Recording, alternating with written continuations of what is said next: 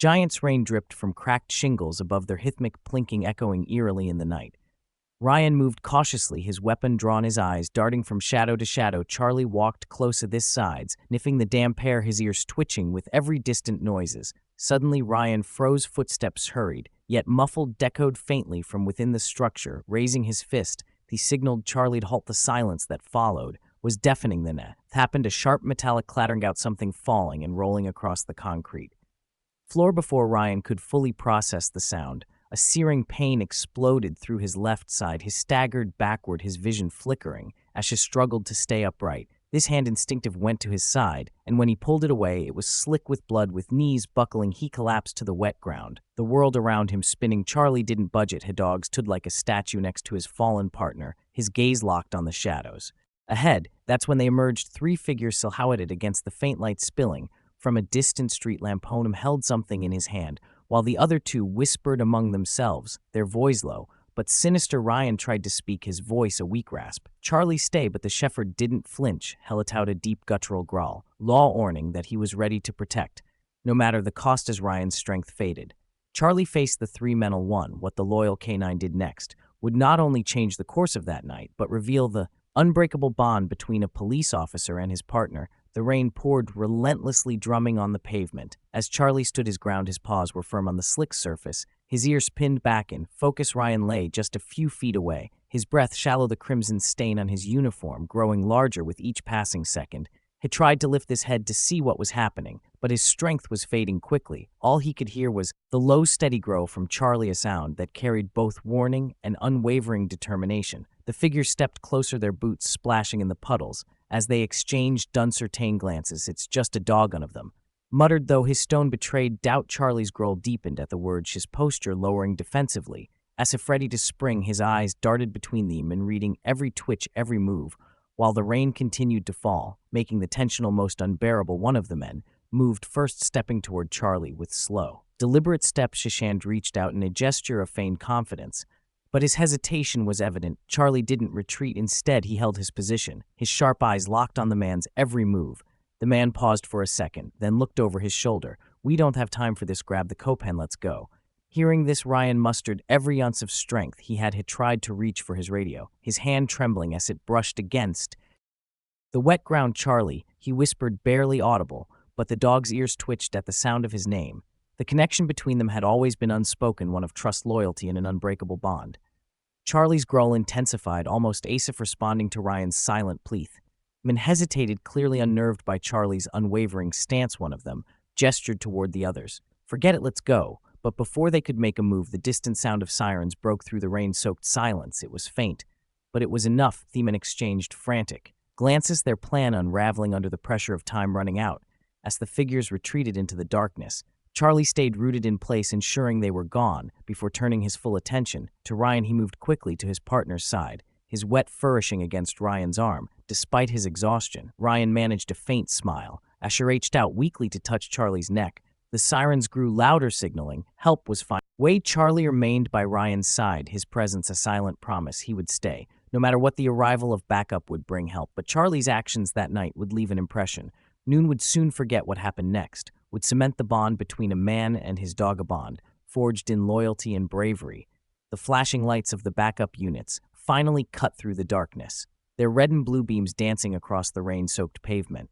Officers spilled out of their vehicles, weapons drawn, scanning the area for threats. Charlie stayed protectively closer to Ryan, his fur matted with rain, but his eyes still sharp and alert. The growled low at the sight of strangers approaching, his loyalty unshaken despite his exhaustion. Officer down, one of the first responders called into his radio. Asher rushed to Ryan's side.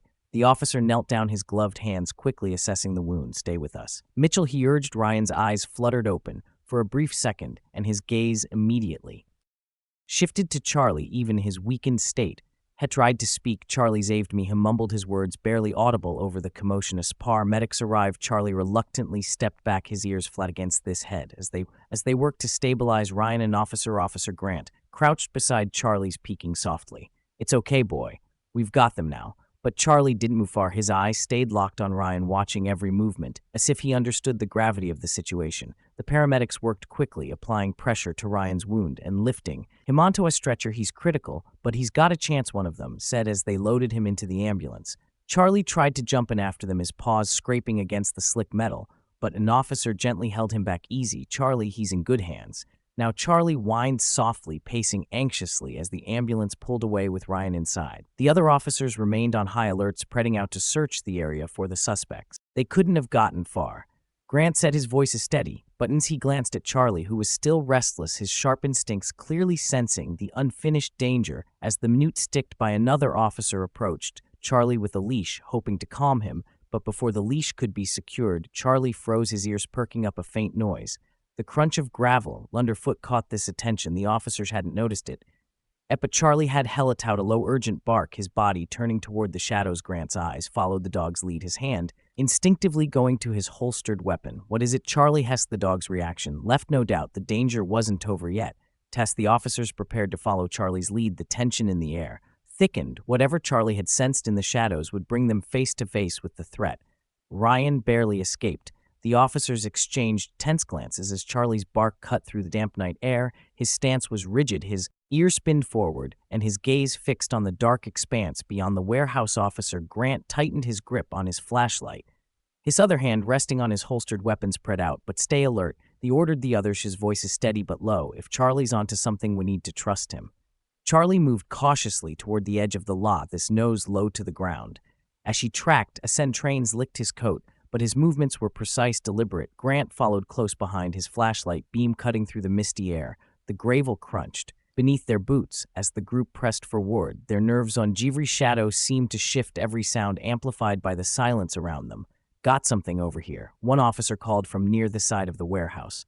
Charlie had snapped in the direction of the voice, and he darted forward, his tail straight like a flag signal. In focus, Grant and the others followed quickly, their adrenaline spiking as they reached a partially open door. The faint glow of a flashlight revealed footprints in the mud leading inside. Grant motioned for silence, gesturing for the team to fan out. Charlie was the first to step through the door, his paws landing silently on the concrete floor. The interior of the warehouse was dark, the air thick with the smell of oil and mildew. Charlie's movements were careful but determined, his nose working overtime as she followed the scent trail deeper into the shadows. The nanoise faint but distinct, a scuffle of feet, a whispered curse. Grant raised his hand, signaling the team to stop. Charlie froze in place, his ears twitching as she zeroed in on the source. The tension was palpable every second, dragging out as they waited for something, anything to happen. Suddenly, a figure bolted from behind a stack of crates, running toward the fair exit. Stop, police.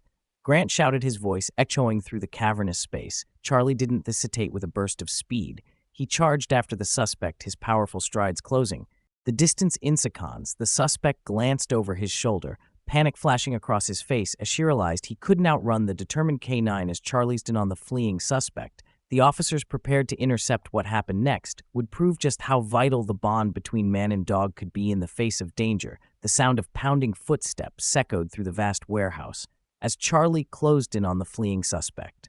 The man's panic was evident. This heavy breathing and desperate glances over his shoulder betrayed his growing fear. Charlie's strides were relentless, his body low and streamlined as she chased his target. Behind him, Officer Grant and the team moved swiftly, they shouts commanding the man to stop. But it was Charlie who was leading the charge. The suspect reached the fair exit and yanked at the door, but it jammed halfway, scraping loudly against the concrete. The delay was all Charlie needed. With one powerful leap, he was on the man's heels, his commanding bark filling the air like a warning. The suspect froze, his hands instinctively rising as if surrendering would somehow plate the determined K9. Charlie stood firm, growling low, his piercing eyes locked on the man. Grant and the other officers reached them seconds later, weapons drawn. Don't move, Grant ordered, his voice sharp and unwavering. The suspect dropped to his knees, his hands still raised as the officers moved in to secure him.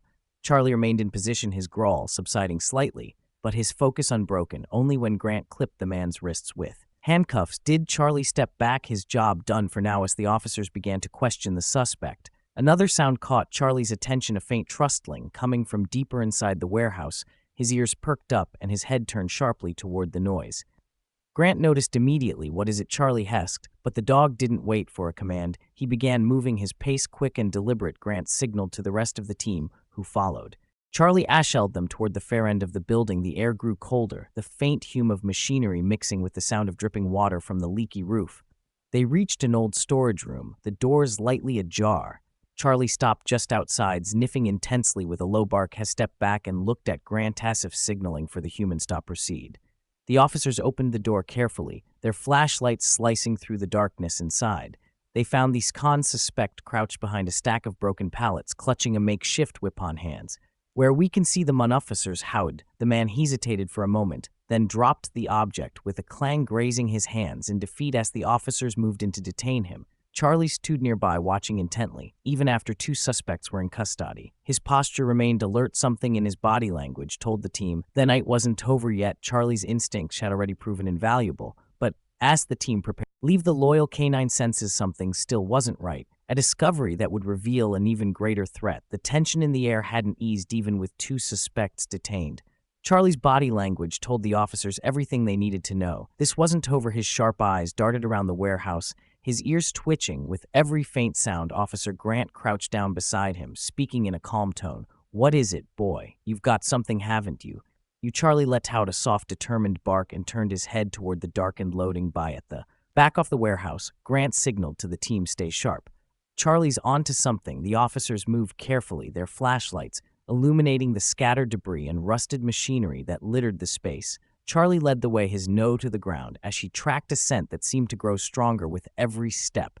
The rain outside had slowed, but the warehouse roof continued to drop, echoing ominously in the stillness. As they approached the loading bay, Charlie stopped abruptly, his body stiff. A low growl rumbled from his throat, and his eyes locked onto a large metal container pushed against the far wall. The container was dented and rusted, with its lids lightly ajar. The officers exchanged wary glances. "That doesn't feel right," one of them murmured, gripping his flashlight tighter. Grant stepped forward, cautiously, his weapon drawn. "Cover me," instructed the others with deliberate care. He used the tip of his flashlight to nudge the lid open wider. Inside, he found something that made his stomach draw. A small cache of weapons in a bag filled with what appeared to be cash and IDs. "Looks like they were planning something bigger," he muttered, stepping back to let the others take a look. But before anyone could process the discovery, a sudden noise erupted, the sharp creak of metal, followed by the unmistakable sound of movement.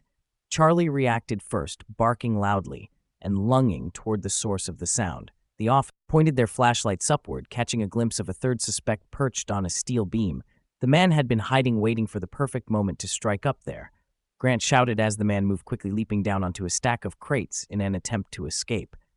Charlie was faster before the suspect could make a full run for it. The K9 intercepted him, blocking his path with a commanding bark. The man hesitated, clearly shaken by the dog's ferocity. The officers closed in, surrounding him with weapons drawn. Realizing he had no way out, the man slowly raised his hands, his face pale with defeat. With all suspects in custody, the officers thought the night was finally over. But what they uncovered in the hidden stash would lead to a revelation far bigger than they had anticipated. With the third suspect secured, the tension in the warehouse began to ease, but Charlie's vigilance remained unbroken. Officer Grant glanced down at the dog, who was still fixated on the container they had opened moments earlier. "What else is there, boy?" he murmured, crouching beside Charlie. The dog sniffed the air again, then turned back to the container, letting out a soft but insistent bark.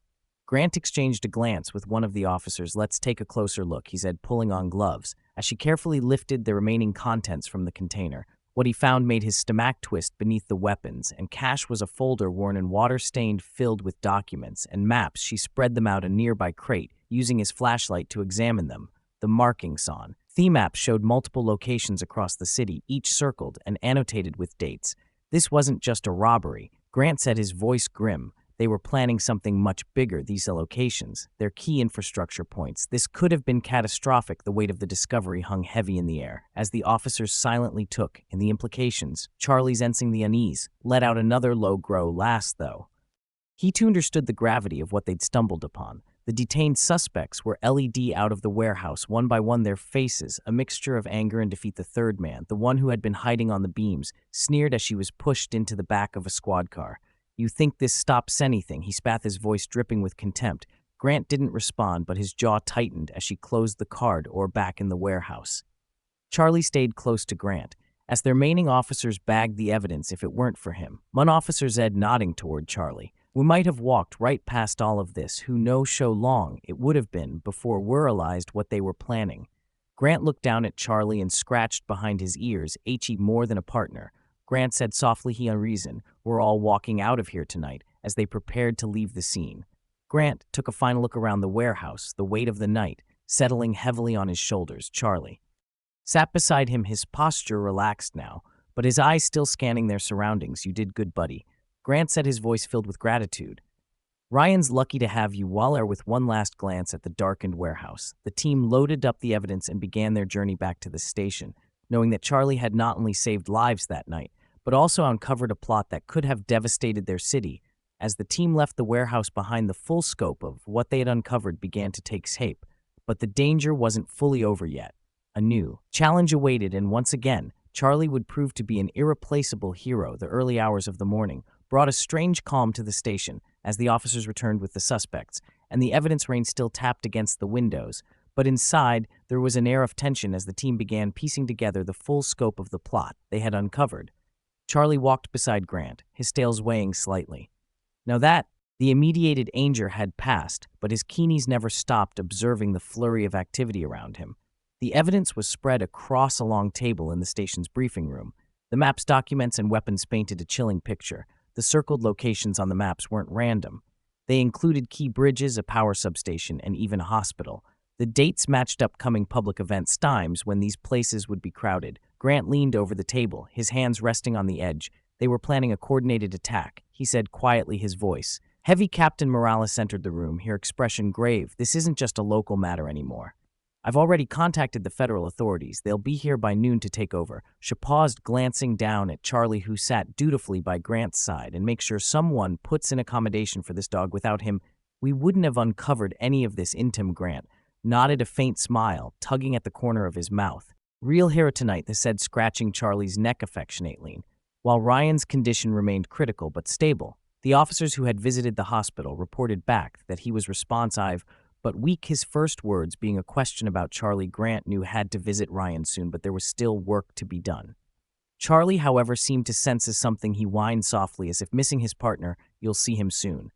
Grant assured the dog. The suspects, now in separate interrogation rooms, refused to speak. One of them, the man who had hidden on the warehouse beam, simply smirked when questioned. You stopped us, Knight, he said coolly, but you're too late to stop everything. His cryptic words sent a chill through the room. Grant clenched his fists, but kept this composure. He glanced at Charlie, who stood near the door, his head tilted as though he too sensed the tension. As the hours stretched on, the team worked tirelessly, cross-referencing the evidence with known associates of the suspects and sending urgent updates to federal agencies. Every officer knew the clock was ticking, for now they had stopped one part of a dangerous plan, but the suspect's warning lingered ominously in the back of everyone's minds. Charlie stayed close to Grant, his unwavering presence reminding everyone that sometimes the most vital protector came on four legs, not two. Just as the team thought they had contained the threat, a new lead emerged, one that would send them racing against the clock. Yet again, with Charlie once more at the forefront of their mission, the mood in the station shifted abruptly when an analyst rushed into the briefing room, clutching a newly decoded piece of evidence. We missed something, she said, her voice trembling with urgency. She spread a map across the table, pointing to a location that hadn't been marked before. A shipping yard on the outskirts of town. One of the documents mentioned a delivery scheduled for this morning. If we're right, they might have been planning to move explosives. Or weapons to another location. Officer Grant felt this stomach tighten. The suspect's cryptic warning now made sense. The plot wasn't over. How much time do have Hesk? The analyst glanced their watch. If the timing in the document is accurate, less than an hour. Grant turned to Charlie, who stood by his side, his ears perked up, as if ready to move. Let's go, Grant said firmly. He gathered his team, and within minutes they were speeding toward the shipping yard, with sirens blaring when they arrived. The yard was eerily quiet, the massive shipping containers standing like monoliths under the gray morning sky. Grant stepped out of the cars, canning the area as Charlie jumped down beside him.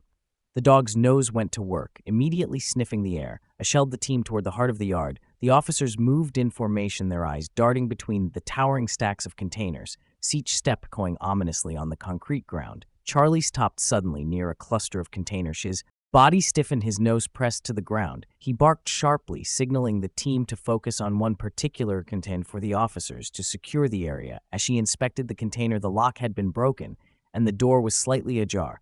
Grant pulled it open cautiously, revealing a chilling sight crates filled with materials that could be used to make explosives. It was a cache, and they had found it just in time as the team worked quickly to secure the evidence. A shout came from one of the officers stationed nearby. "We've got movement from the far side of the yard." Two figures bolted from behind a stack of containers, attempting to escape. Charlie didn't hesitate. With a burst of energy, he took off in pursuit, his speed unmatched. As she closed between himself and the fleeing suspects, Grant and the others followed, but it was clear Charlie would reach them first. With the suspect's cord and the cache secured, the final moments of the mission would test the courage of both man and dog, leading to a conclusion that none would forget. Charlie's urged ahead, his focus locked on the fleeing suspects. As they weaved through the maze of shipping containers, the officers followed close behind, their boots bounding against the wet concrete. But it was clear Charlie was the fastest among them. His bark rang out sharp and commanding, as if warning the suspects that there was nowhere left to run. The two men glanced back in panic, realizing they had underestimated the determined K9. One of the suspects stumbled, losing his footing on the slippery ground. Charlie reached him within seconds, standing guard over him and barking to alert the officers. The man froze, raising his hands in surrender as the officers moved in to detain him. But these suspects didn't stop. He darted toward a truck parked near the edge of the yard, desperation driving him to make one last attempt at escape. Grant shout, "Charlie, go!" and the dog bolted toward the truck with relentless speed. The suspect clambered into the cab, fumbling with the keys, but before he could start the engine, Charlie leapt onto the running board, barking fiercely.